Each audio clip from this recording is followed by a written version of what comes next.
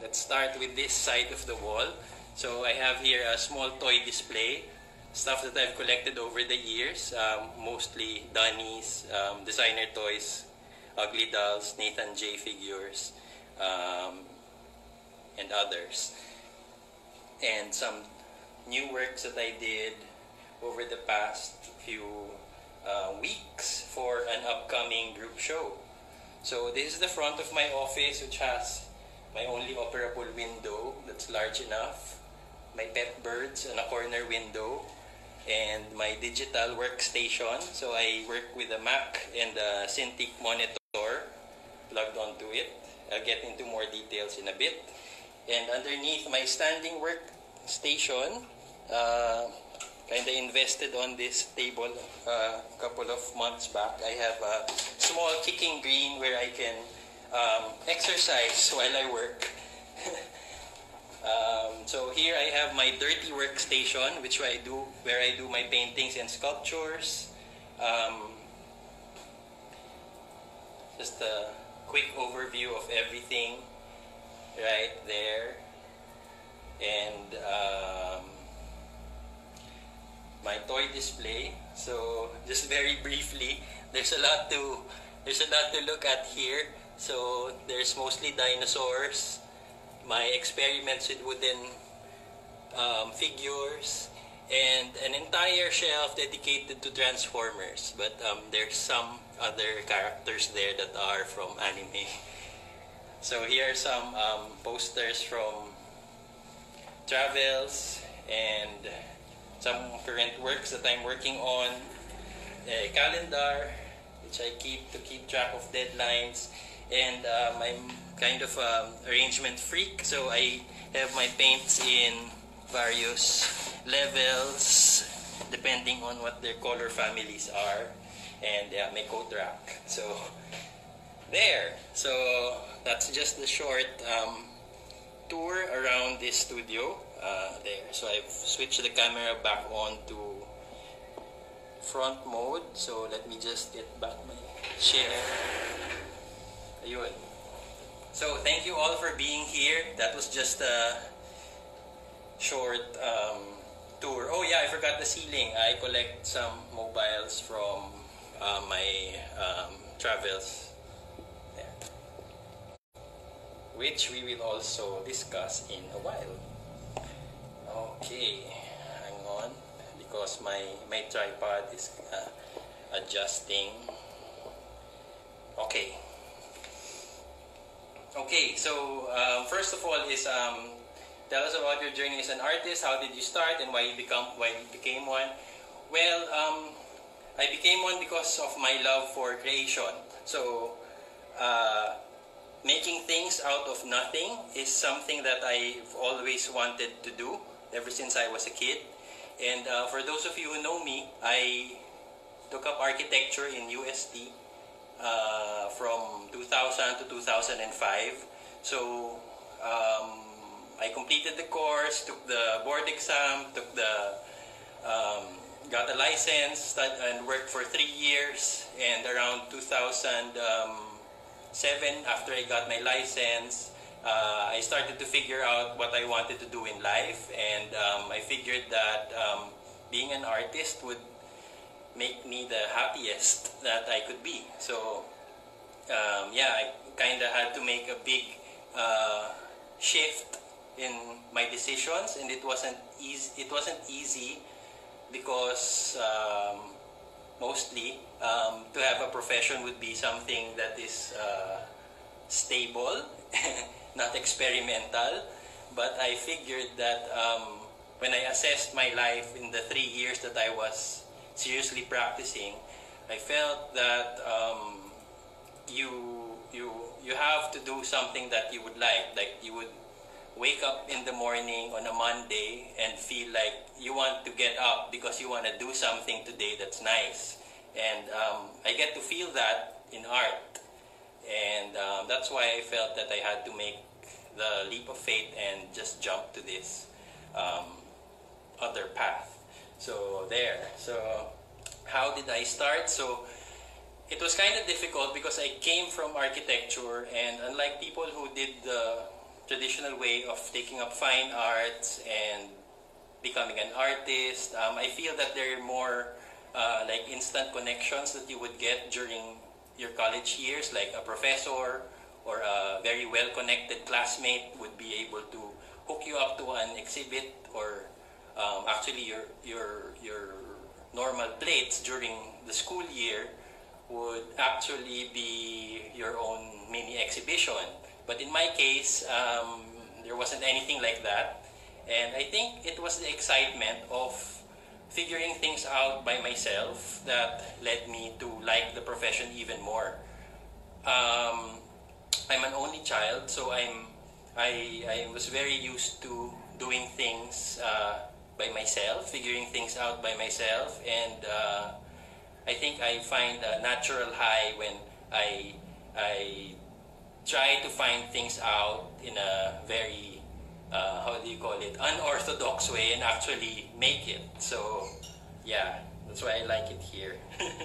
So why did I become, and how did I start? Yeah, well, right after graduation, I felt that I was free of my task as a son, as an architecture student. So I wanted to do something that was very experimental. So I made my first collection of paintings. I painted on banig because I wanted to do, at that time, I wanted to express my love for the Filipino culture and to use an unconventional ground for my work. So I did a show called The Tree That Captured the Stars. So I peddled my my concept and a few photos of my existing work to various galleries, actually more than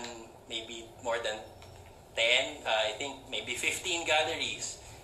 Those that are very accessible, like those that are in malls, and yeah, mostly those that are in malls, because those are the things that I know that I can send my proposal to. And yeah, most of them said no or just didn't reply, except for one. So I was very glad that that happened with one of gallery, which was in shops at Serendra. I also liked the place because at that time, 2007, the Serendra area and the entire BGC was still being built. So the Serendra area was like the hottest place that felt like it was going to be the new Makati. So it was a fun experience to have my first solo exhibit there. So currently they're called Canvas.ph. And yeah, so why did I become one? Aside from the love for art, I felt that it was an adventure. I think a lot of the things that inspire you are things that you experience as a child. So as a child, I was very fascinated with European lifestyle, like what would it be like to live in Paris or in Italy, wherein art galleries are just something that you would see, like a store or a restaurant on the street, and you would go in there, and that's sort of the lifestyle that I liked. And growing up in New Manila, there was luckily one gallery that was like that. Boston Gallery was there, and I wasn't in the central part of New Manila.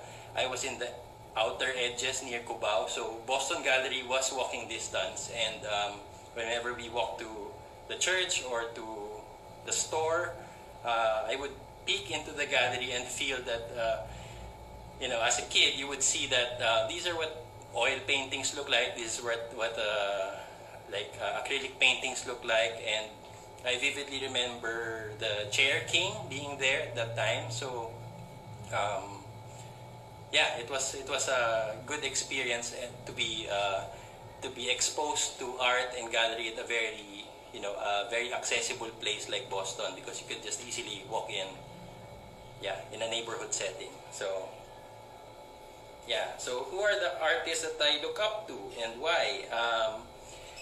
I like locally, I like Rin Barrera's work. I like those that have similar works that are both in flat form and in 3D, because I like how artists get to transition from flat to 3D. and a lot of other works. Farley Del Rosario also does that with his sculptures, and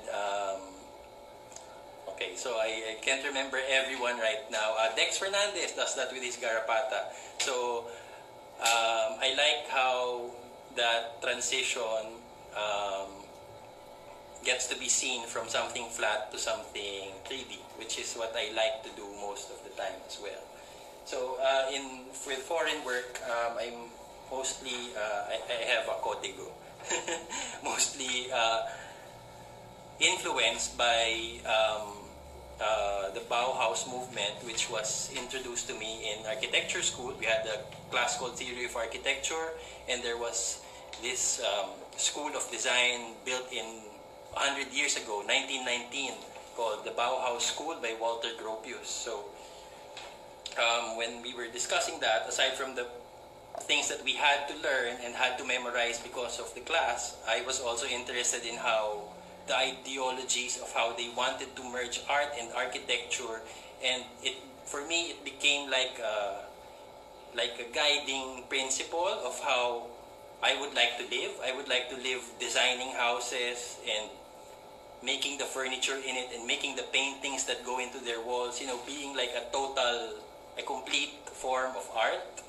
And I just like the idea. So if I were living in a utopian world, maybe I would be doing everything. But of course that's impossible, because even Walter Gropius had to get his own henchmen to complete his own school. So that's where they come in. Paul Klee was a very influential person in how I paint. And I'd like to share one of Walter Gropius's lines in his manifesto of the Bauhaus School. He said, "Let us will, invent, and create together the new building of the future, which will embrace architecture, sculpture, and painting in one unity, like the crystal symbol of a new faith." So at that time in 1919, they were considered crazy, and maybe that's why I like them also.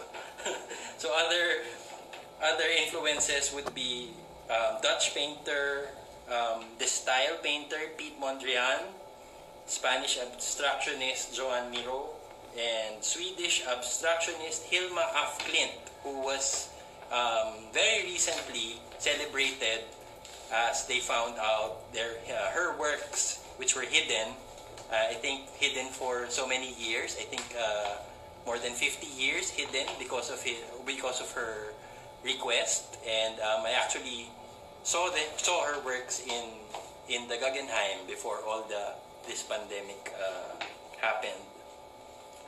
And very recently, I began to appreciate pop artists like Andy Warhol and Jeff Koons. Yeah, so just one last thing about the Bauhaus before I step out of this little thing. There's a word from the Bauhaus ideology called Gesamtkunstwerk. I think pronounced better, it would be Gesamtkunstwerk or Kunstwerk, a total work of art.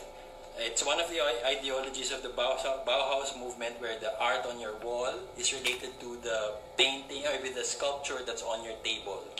So those little things are the little parts that were injected into my work as I progressed to what I do now. Okay, so next, how would you describe your style? So my style is geometric abstraction. A lot of my work involves shapes and triangles and trapezoids, things that would look a certain form of balance when you put them together. So my process would be, maybe it would be best to show you. In order to make something like this, like this one, which was a work from Inventionismo, and some of my newer works right here. Let me just put it on an easel.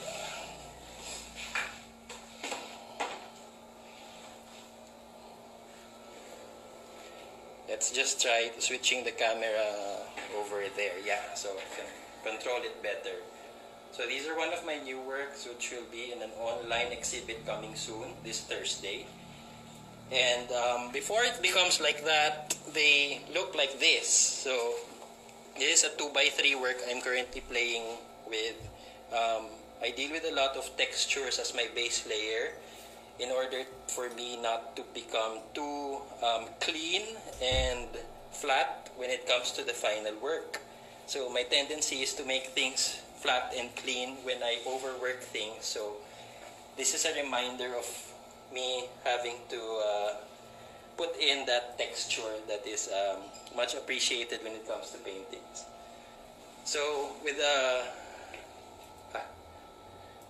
sorry.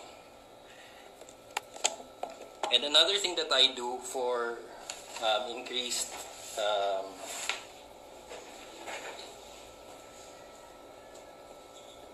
just set this thing up.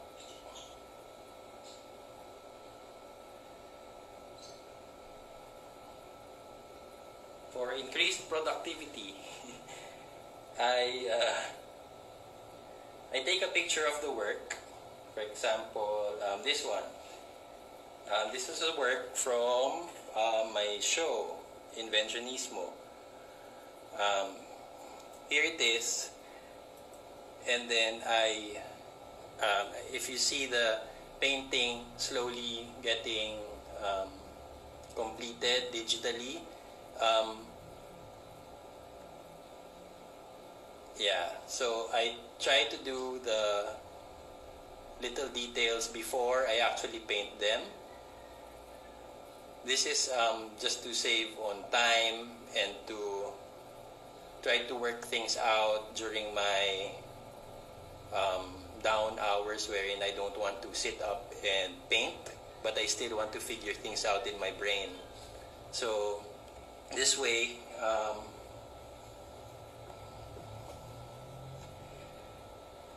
I get to see how things are without having the happy little mistakes. So here's a little bit of growth seen in this piece called, what was it? Sky Gardens for Inventionismo last January.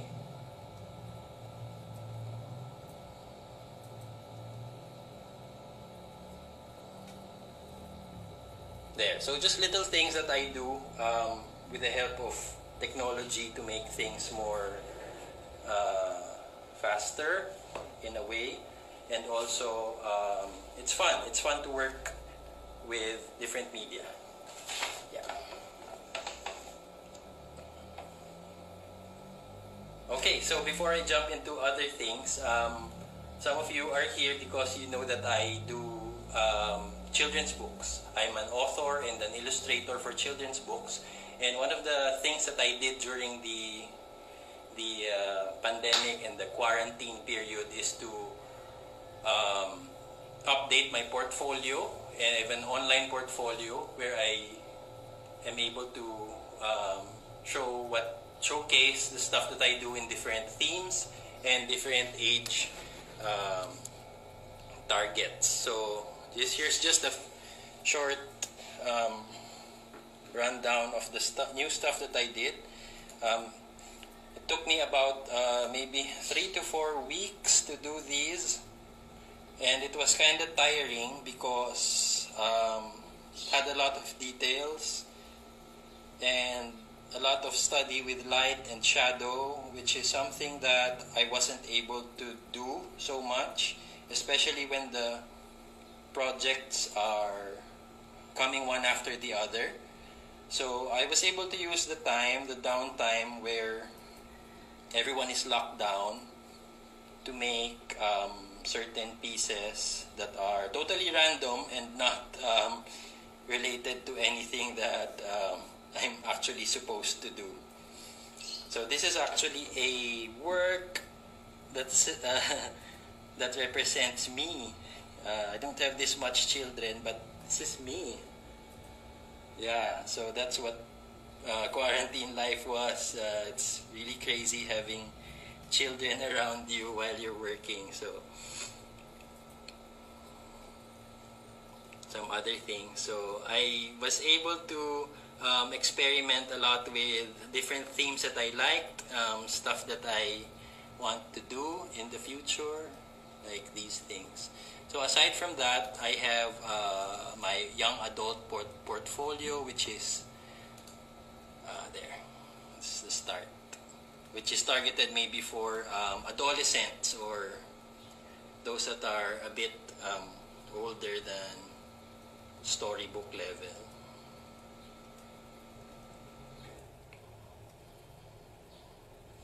So here there's a lot of emotion going on. I try to go around different feelings like fear, sadness, and things that are going to be more emphasized when you're in that stage of your adolescent life. So there. Of course, we have robots.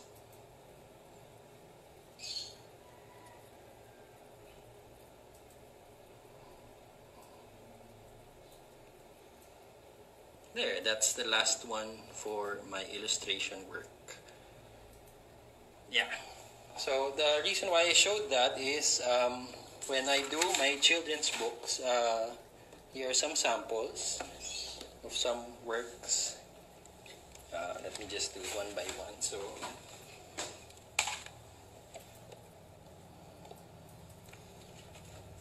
a book about people in the neighborhood, represented by different animals. But the nice thing about it is that I retain my love for 3D and flat things by having cutouts at the end of the book. So here you can have finger puppets and little playthings that you can actually dramatize events in a story. And for some, like this one, Claysaurus, I actually invite children to use clay and smoosh it on the pages, things that you're not supposed to do in order to complete the pictures of the book. Yeah, so you'll need clay for that one. And even in my very first story, which I wrote in around 2001, Si Dindo Pundido, about a lightless firefly, you'll have like cutouts of fireflies at the back of the book where you can actually make them and continue playing like what they're doing.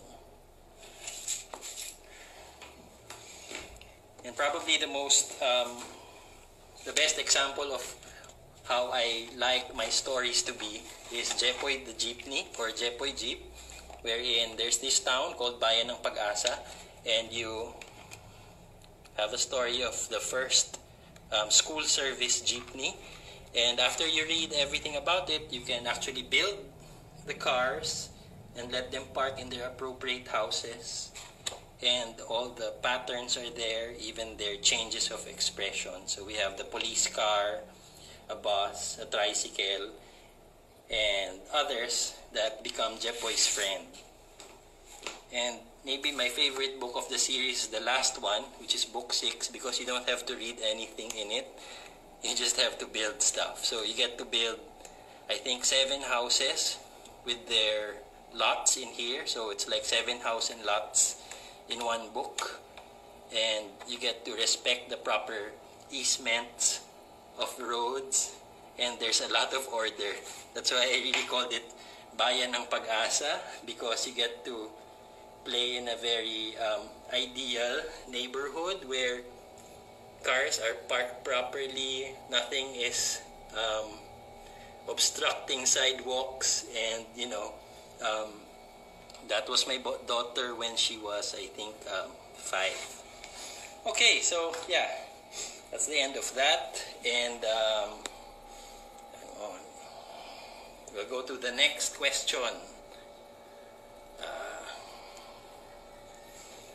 Yun, switch camera mode. Hold on.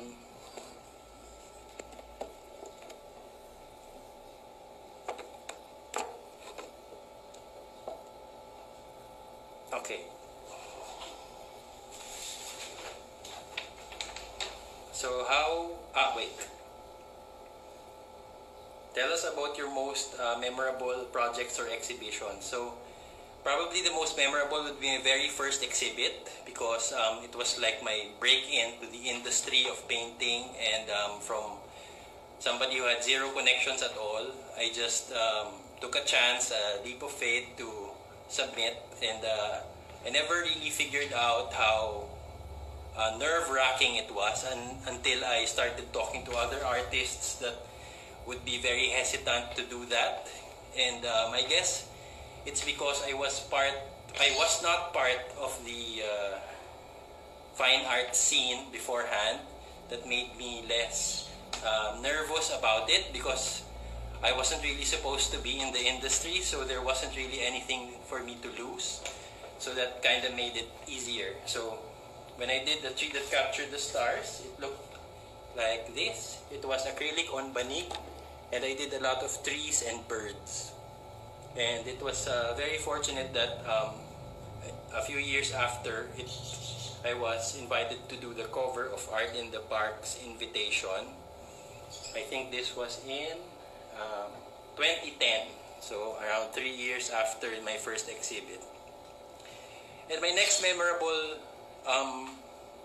exhibit was my very recent one, Inventionismo, in Gallery Stephanie, because I was able to do at last what I really wanted to do as a reflection of my architectural influences and my desire to paint.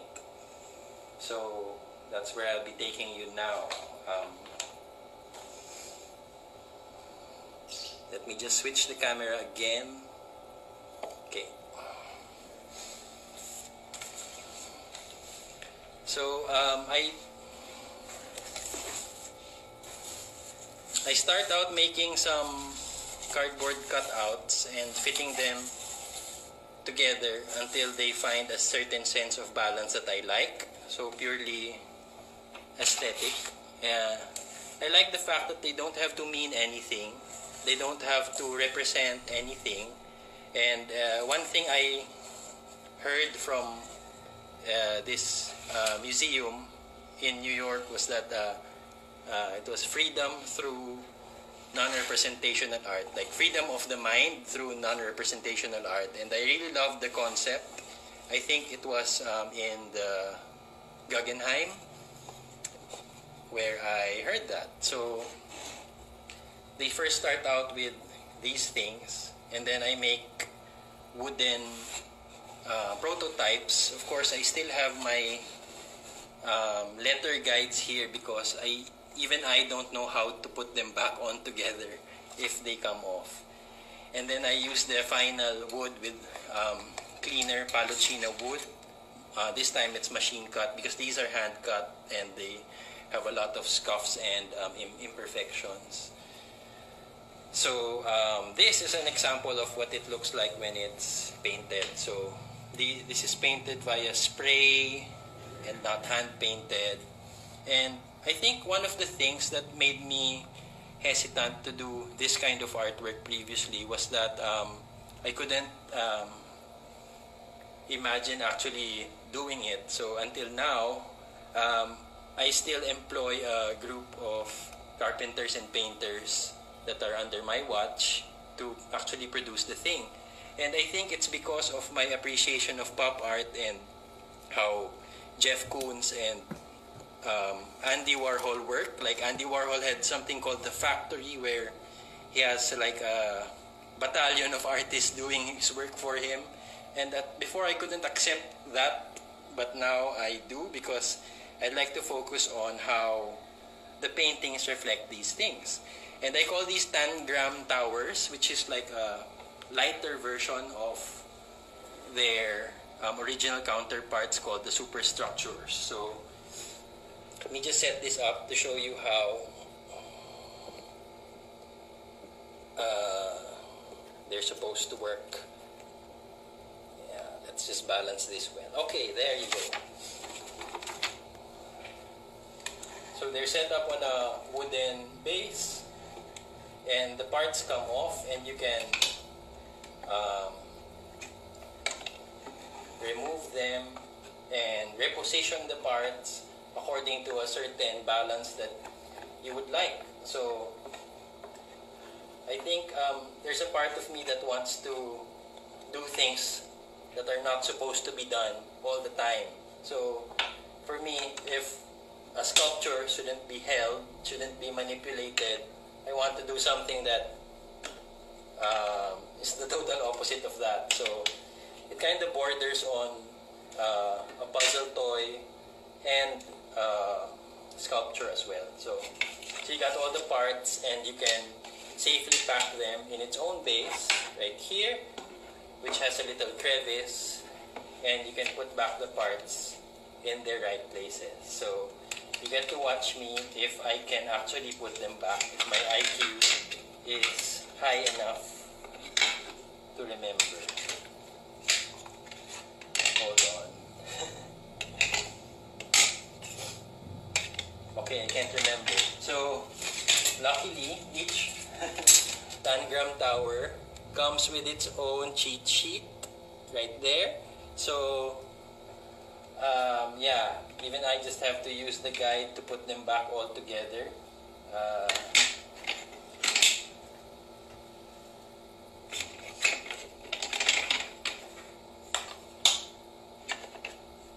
So I like how things are able to be flattened and turned to 3D, and I feel that's a thing that if you live with that sort of art in your home and you have children in your home, I think that's something that would be nice of them to remember, because art is something tangible. You have the tactile experience that you don't get in today's digital world. So there's the tangram pieces all flattened, and this box, labeled such, has its own small slide out cover right there. It goes in here and closes right there. So, and there you have it. You can tuck that away if you're sick of looking at it and bring it out again when you want to see it again. Yeah. So the other things I've been dabbling with during the lockdown are more experiments of these things as I'm preparing for my exhibition for 2021 in Gallery Stephanie. I have more rounded forms this time. I'm experimenting on metalwork and these balancing things called mobiles and stabiles. The influences here are, you might have already figured, Alexander Calder's work, American sculptor. So the thing I would like to do is to have them as deconstructible pieces that you can still pack, as well as something that you can assemble and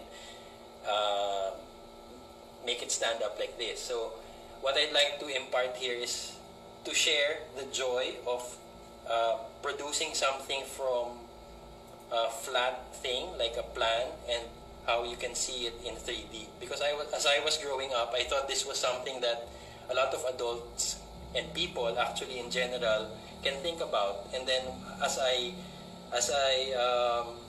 interacted more with different types of people, I found out that this wasn't as easy for other people. So I want more people to experience that kind of joy. So just to show you a brief sample of what it would look like, let me just get this thing out of the way.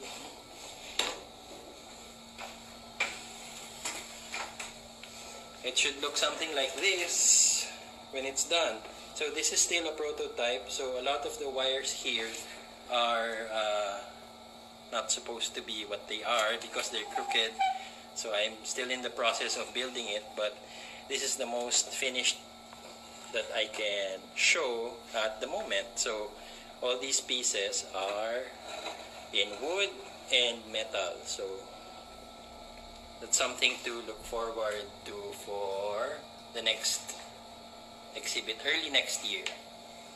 Yeah. So let's get back to the questions. I think I'm halfway now. How did the lockdown affect you? What kept you busy during the ECQ? Yeah, so, well, the lockdown affected me because I think life got more real without the presence of help and yayas in the house. I had to step up with most of the house chores that I do not normally do. And for me, that is difficult, especially if you have small children. Like we have a 2-year-old. So yeah, having a toddler in your art studio is kind of difficult. When I was doing digital work, it's fine because a lot of my materials were invisible. They're all in the screen.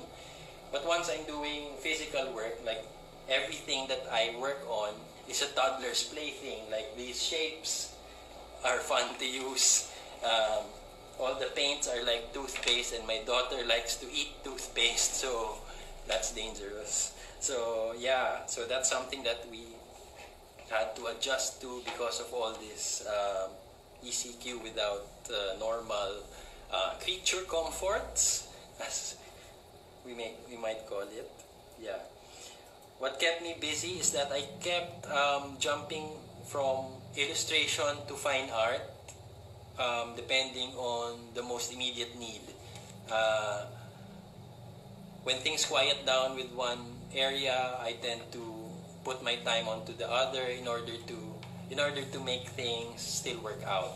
So I think updating my entire portfolio is something that I could never do if things were at the normal pace, because I would most likely do the work instead of make new works that are just for for portfolio purposes.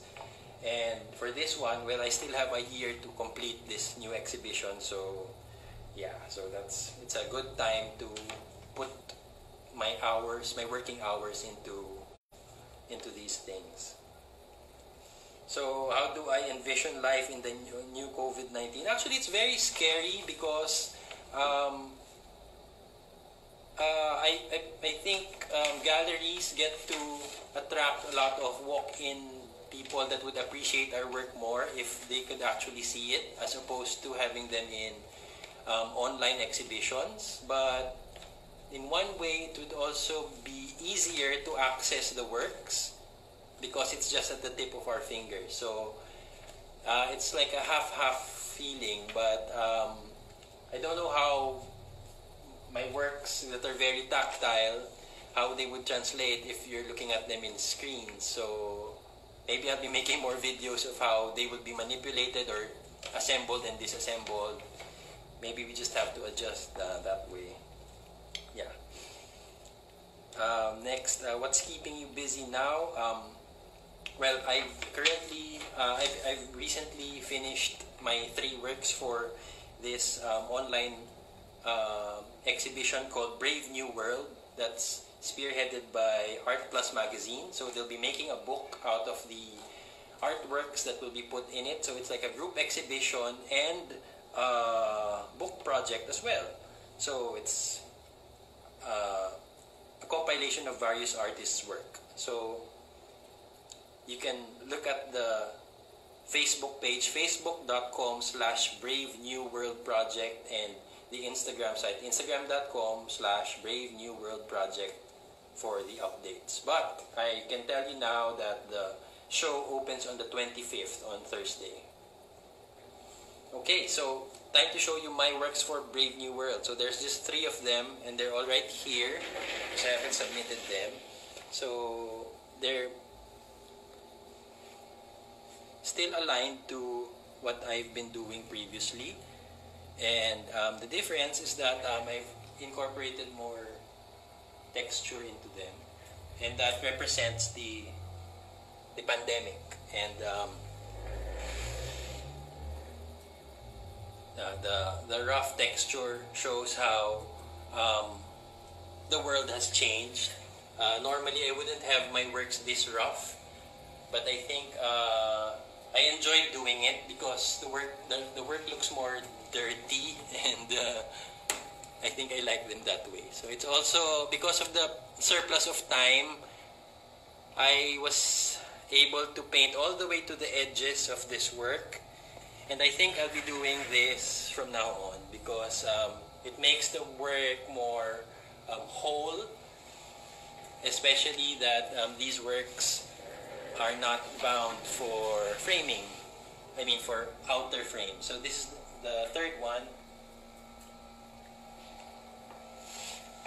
There. So it's also the first time that I'm using masking tape as a tool to literally mask my painting work, because previously I enjoyed showing off my architectural skills of doing straight lines without guides.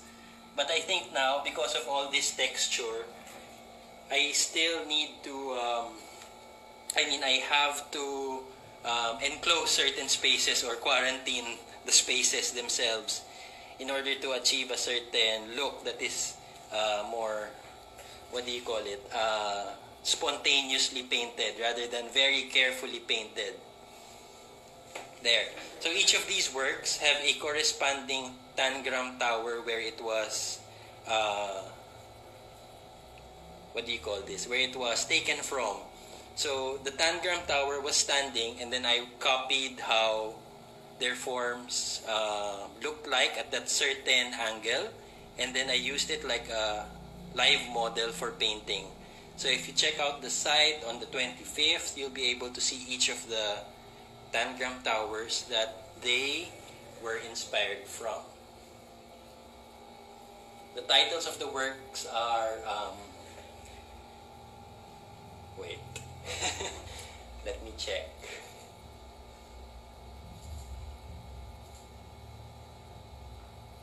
Okay, so the green one is, this one is Life Prevails. And then the purple one is Self-Healing. And this red one is Finding Happiness. So my thought process that went on here is that the forms, which are like tectonic plates rising from the ashes, are like some life that's persisting to live despite all the adversity that's happening. So that's just how simple it is. This is the adversity and this is the life. So these are the little things that went into my mind while I was painting them. Nothing else deeper than that. I tend to make things simpler as I get older. Next, what's keeping you busy now? We're done with that. With the work, you're... Okay, so I've done that also. 9, ongoing or upcoming projects. Oh yeah, we discussed that. I'm building my latest experiments for my stabiles, or I think it was coined by an Italian person. It might be stabiles or something like that, but it's a desktop version of a mobile. Yeah, so what is the role of art at the times of crisis? So, like in this crisis that we have, I think there are two ways that artists can express their feelings. One is to show social reality or what's actually going on there, and another is to uplift. So in my case, I chose to uplift. I like doing colors and a lot of shapes that would inspire moods. So I think that's a cross section between my illustration work, wherein you use colors to convey a certain mood or feeling for a book, and it's the same thing with painting. So regardless that I'm doing figurative stuff or abstract stuff, it's still the colors that that exude a certain feeling when you look at it. Yeah. How would you like to remember these times? I think these times for me are like starting groundwork for something bigger. So it's reminiscent of those times when I was starting out painting and figuring out what my style would be, both for illustration and painting, because I really went back to groundwork and redid my folio. I rethought my processes on how to paint my work so that I could get more texture in it. But at the same time, it's also very challenging, despite it feels like a new adventure. So yeah, it's kind of hard to answer these questions because I know for a fact that the time of crisis is very stressful for others, but when I describe it here in this video, I feel that I'm saying that it's great. Because it really is, actually, for me personally, because my job is production work, and it's a soloist type of job that I get to work more and better if I get to stay quarantined. So there's a part of me that says I've always wanted this, because I felt that I dodged an entire summer of going out and I was just here. Of course, my aircon bill was soaring and skyrocketing because it was so hot, but I had to regulate the temperature in order to produce more work. So yeah, any parting words? So yeah, for my viewers, I'd like to share that I hope that this show and tell thing inspired you with whatever journey you're taking into, whether it's visual art or music or another type of art, or maybe business. And it's the time that you can take a look back and see the things that you've always wanted to do, things that you've always wanted to fix. Because in my case, things happen one after the other, and in that scenario, it's difficult to look at little details of what you can check and improve if things are happening too fast. Yeah, so I think this is a little time at the end where you can write your questions, and I can I can answer. So if you've written questions a while ago, I wasn't able to read them because it's difficult for me to do that while talking. But if you have questions, you can type in now. Yeah, we have a few minutes left because IG is gonna cut us off in 7 minutes. Thank you for being here, everybody.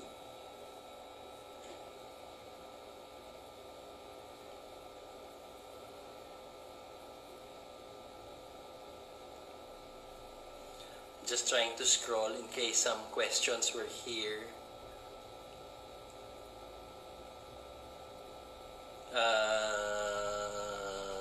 Hello everyone. Yes, Devastator is here. My favorite Constructicon group. Here. Okay, Dream Art Project. Oh, yeah. I forgot to mention that. I'm ready to answer that. Hang on. Mr. Garapata. Dream Art Project is to create something life-size. That's why I always have my little figure here, this human, beside this thing, because maybe not exactly that large, because I think that's already building height, but something larger than life, something larger than you cannot put it in a room. What do you love more? Okay. I love being an artist more than an architect, because maybe that's the reason why I ditched that profession. Do you have art? Okay, wait lang. Do you have art that includes spray paint? Spray paint? No, actually I haven't used spray paint yet. Aside from the pieces that are on wood, because the the paint that was used there was the same paint that's used for wooden blocks. So I try not to use the paints for canvases because those are easily scuffed when you scratch them into each other. So that's the industrial paint for that. Architecture, I don't know.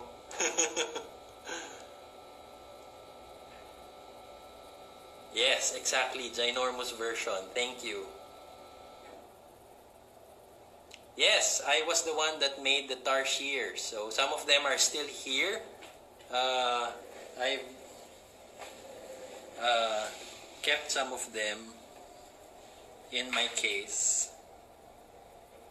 So they're here. This is Robotars, the Robot Tarsier, and some other works. I think this one's by Jamie Bausa and Glenda Abad, the samurai one at the back. So yeah, they're still here. Thanks for remembering.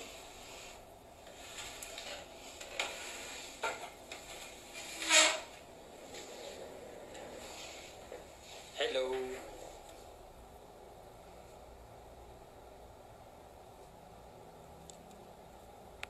Thank you. Yeah, I hope Ayala Triangle would be interested in that. So yeah, it's gonna be a nice adventure to research on creating works that are what do you call it, all weather, that look like this. And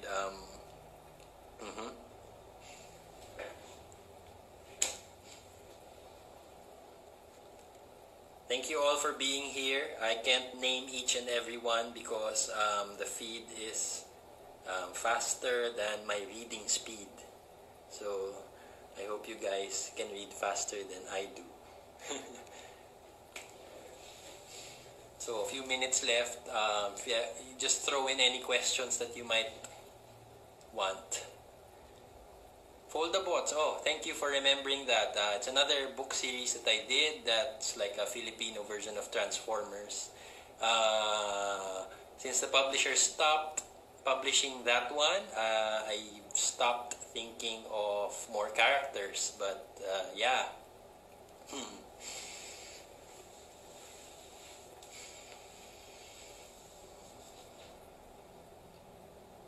Ano pa? Thank you.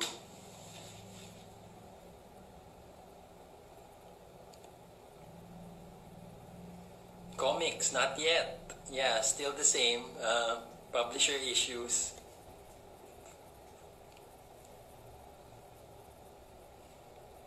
Let me just, I'm scrolling. I'm not just staring at you freakishly. I'm scrolling for any questions that I may have missed.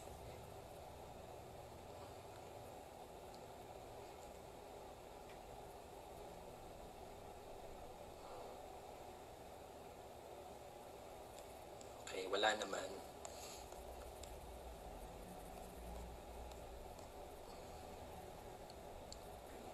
Oh, message for aspiring artists. Keep on creating. Please do not stop making stuff. And I think it's easier now to show your stuff into the world because you can instantly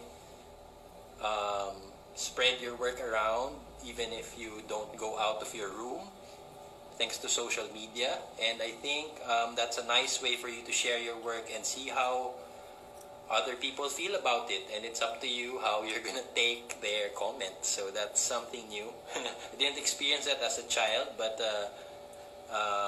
yeah, well, that's something new that you guys have to deal with in this new time. Thank you all for watching. I think yeah, this is gonna end in a few minutes, and we have an hour's time. Maybe before it suddenly cuts me off, I'd like to say goodbye so that we won't end abruptly. Thank you so much for being here and listening for an hour. Oh yes, thank you for remembering that. Oh yeah, there's a warning, 25 seconds. So let's beat that time. Thank you for listening and watching, and I hope you enjoyed this little studio tour. Thanks!